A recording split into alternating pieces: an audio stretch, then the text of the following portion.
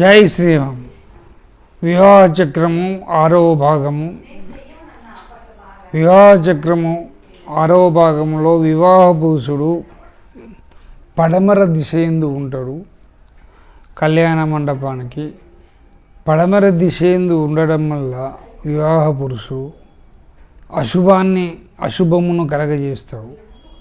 అంటే ఈ యొక్క 16, 17, 18 నక్షత్రములు వివాహ చక్రములు అమావాస్య తర్వాత 16, 17, 18 నక్షత్రాలలో కనుక పెళ్లి చేసినట్టే ఆ దంపతులు విశేషమైనటువంటి రుణము రోగములు కలిగి ఉంటారు.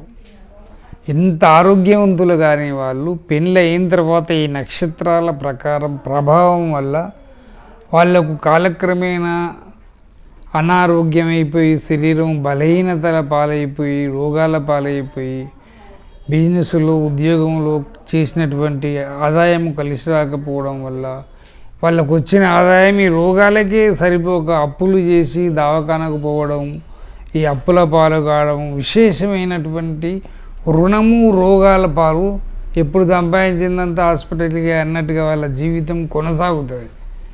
కాబట్టి ఆ 3 రోజులలో యాక్చువల్గా వివాహం చేయవద్దు. మనం ఎంతోమంది దంపతులను చూస్తాను.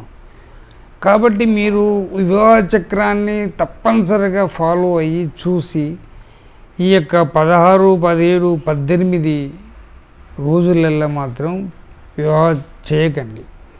తర్వాత శుభమైన నక్షత్రాలను చూసుకొని చక్ర ప్రకారంగా మీరు చూసి వివాహం చేయండి. దంపతులకు శుభం కలుగుతుంది. జై శ్రీమన్నారాయణ.